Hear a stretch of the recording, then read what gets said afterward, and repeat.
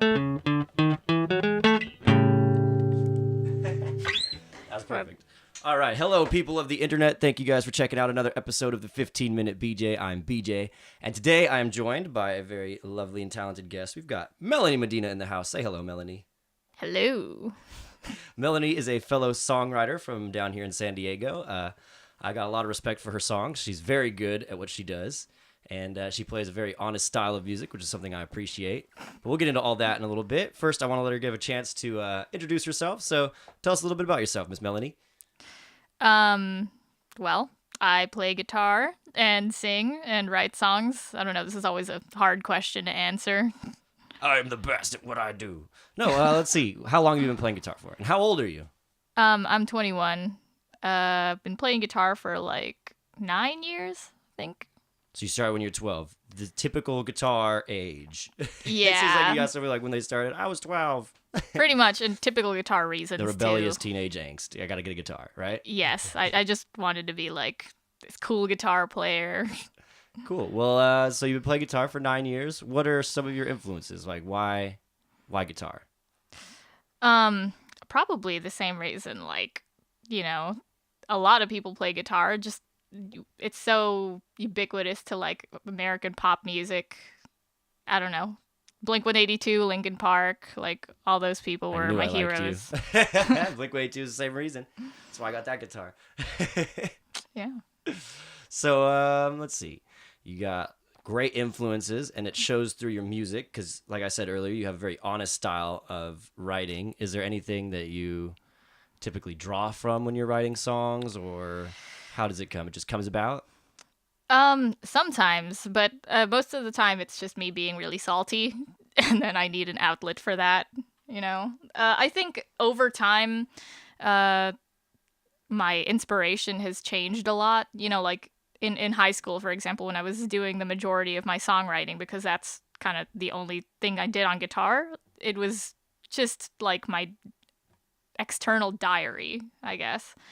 But now, you know, I mostly play jazz and instrumental stuff on guitar. So when I do sit down to write a song, I feel like it's a lot more deliberate. So did you start with lessons, or did you just grab a guitar and started playing? Yeah, just grabbed it. YouTube lessons, Excellent. ultimateguitar.com. The University of YouTube has helped a lot of us. Yeah, it's free. So Totally. Most of it. And sometimes they'll want you to go like, Oh, I'll give you now, half a yeah. lesson and then go to my website, but you just skip over those, find the good ones. Yeah. Cool. So I do want to hear some of you playing before we go any further. Why don't you give us just a little bit of like, what's the first thing you do when you grab a guitar? Everybody has that guitar center riff, I call it. You pick up a guitar and it's the first thing that comes out of you. I want to hear that. What is your guitar center riff? A riff. Yeah, like everybody picks up a guitar and just doodles something. Like I always start usually in the key of E. Somebody told me like you could tell a lot by the guitar center riff. Like, you know, pick up a guitar, the first thing they play, go. Okay.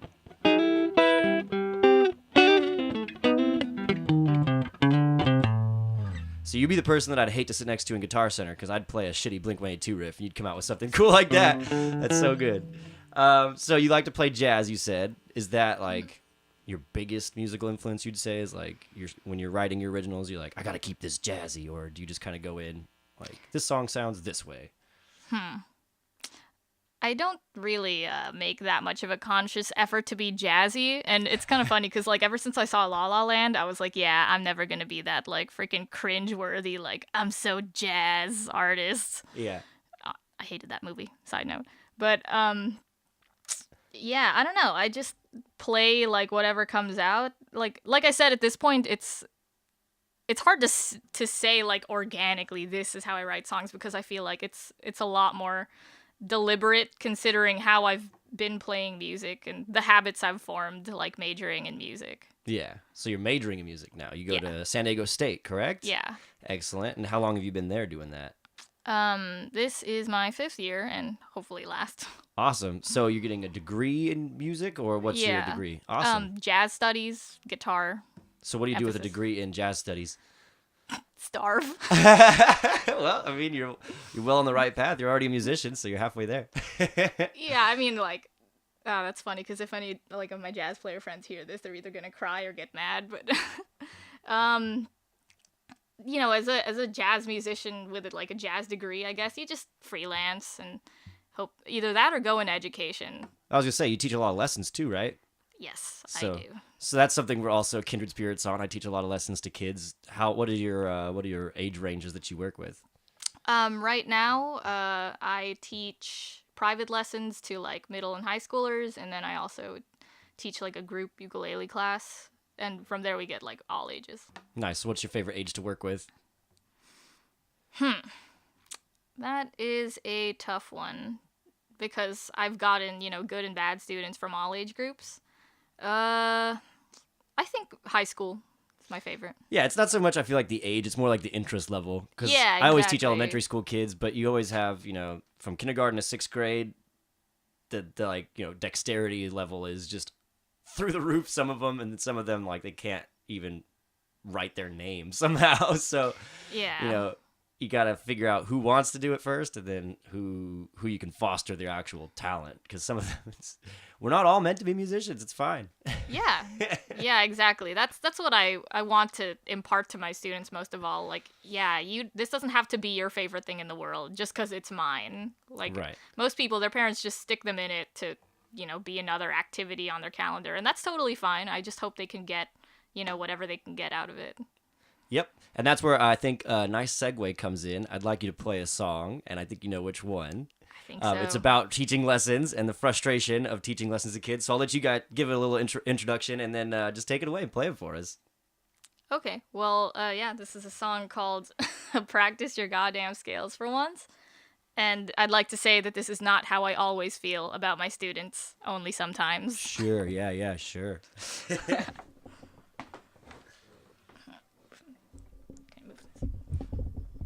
Yeah, move anything around. This isn't like the Howard Stern show. We can do whatever the fuck we want. Cool. Okay.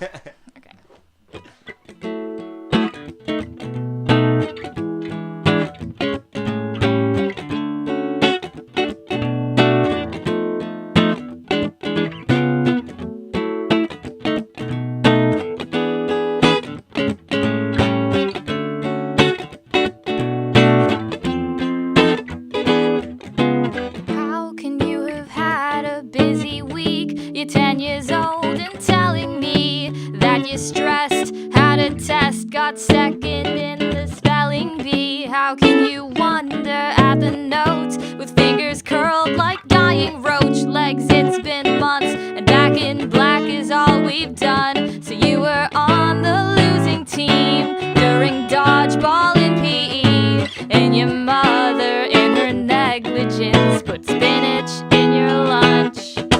Hey kid, it's fine, I'll teach you eighth notes for the 37th time. Never mind all my dreams and aspirations in my life. Your mom and dad don't need a heater when you're burning up their cash. It'd be so fun if you'd practice your goddamn scales for once.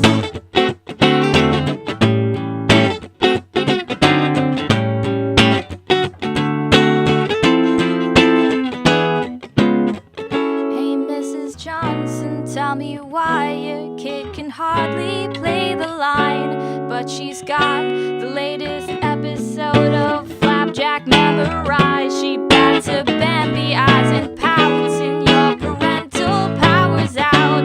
Every week, the same excuses come around. Well, Janie wrote a book report, and her hands were just so sore. Now the piece for her recital sounds no better than before. Hey kid, it's fine, I'll teach you eighth notes for the 37th time. Never mind all my dreams and aspirations in my life. Your mom and dad don't need a heater when you're burning up their cash. It'd be so fun if you'd practice your scales. Why'd you fight me? I asked so nicely. I even changed the key to C.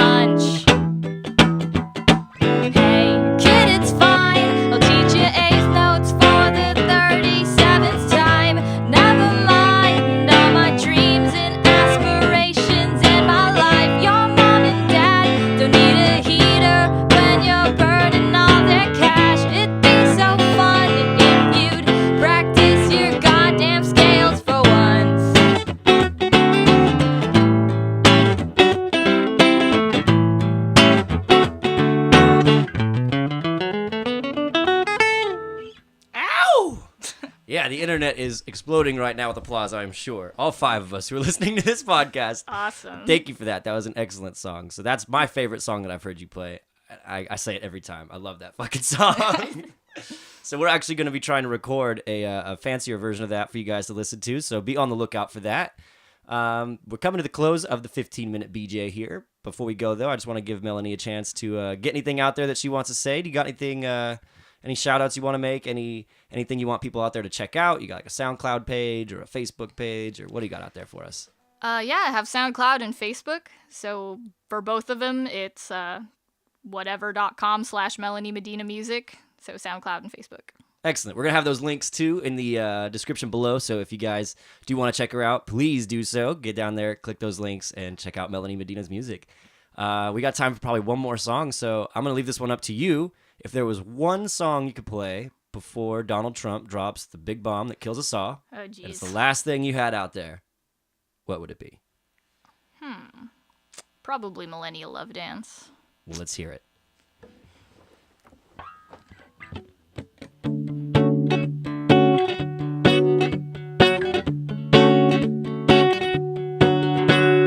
One fine day, I stop into Starbucks on my latest walk of shame, and there I find you looking so serene. Recycled fiber jeans, your latte's vegan and your beard's on fleek. Your name is somewhere on your cup, but the barista probably fucked the spelling up. Not quite as badly as your walk would be after a night with me.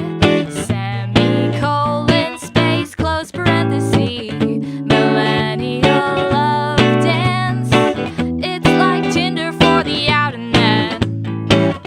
Millennial romance.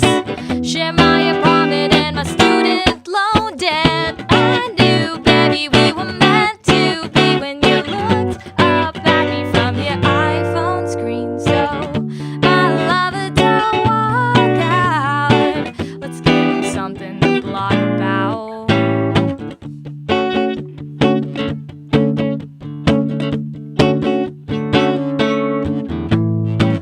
You haven't said a word. I'm guessing you've the most angelic voice I've heard. And if this coffee house's clients do include the likes of you, I'll add one more star to my Yelp review. The beauty is just absurd to think it's such an overpopulated world. You even took the time to look at me over your loading screen.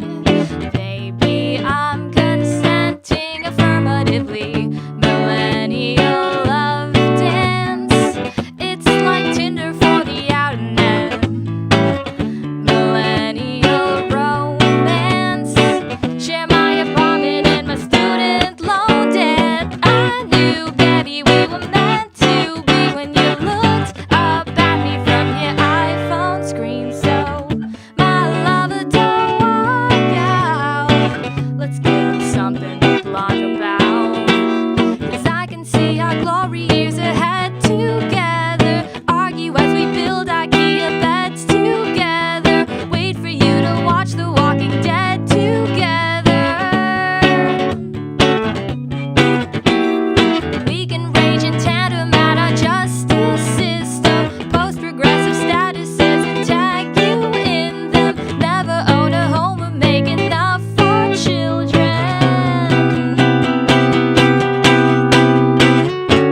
Millennial love dance.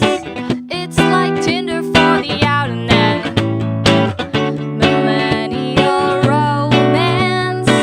Share my apartment and my student loan debt. I knew, baby, we were meant to be when you looked up at me from your iPhone screen. So, my lover, don't walk out. Let's give him something to blog about. Oh, yeah. Thank you, Melanie Medina, for coming in, telling us some stuff, and also playing us some of your great songs. This is the end of the 15-minute BJ. Go ahead and say goodbye to the folks. Goodbye to the folks, and thank you for having me. Awesome. All right, so be on the lookout. We're going to have another song coming from her very shortly, so stick around, and thanks for checking out the 15-minute BJ.